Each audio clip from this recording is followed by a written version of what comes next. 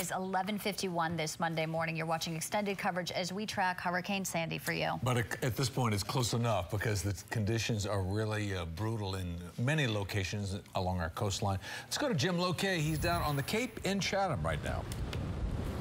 And we were just on the pier where we were about a half hour ago. I can tell you that water's up about another feet at this point.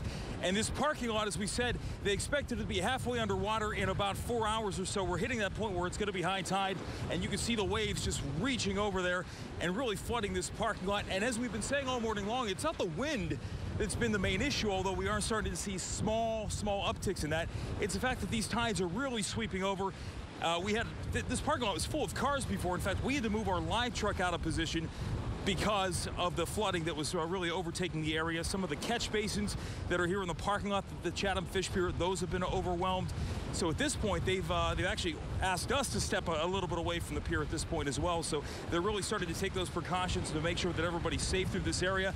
And it really is striking how much water is coming over this barrier in the last hour compared to what we saw. It was just a trickle, a splash here and there. Now we're just seeing full-on waves making their way across. So, guys, Sandy is certainly making her way through here. And I mentioned the observation deck that's on the other side here, which you can't see because it's in the other direction. The drains off the side of the deck there are really pouring out water that's making its way over the barrier here in Chatham. For now, in Chatham, I'm Jim Lokay, News Center 5. Before we let you go, an impressive live picture that you're showing us. Are there people observing over there from the observation deck, or is it a ghost town? They're all gone. I would probably say there was about a dozen people or so up there a little while ago. They're all gone.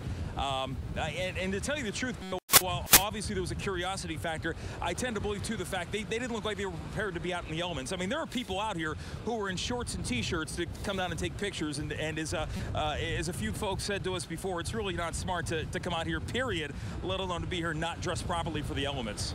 Unlike Jim Lokay, they did not come with their waders and so forth. All right, Jim.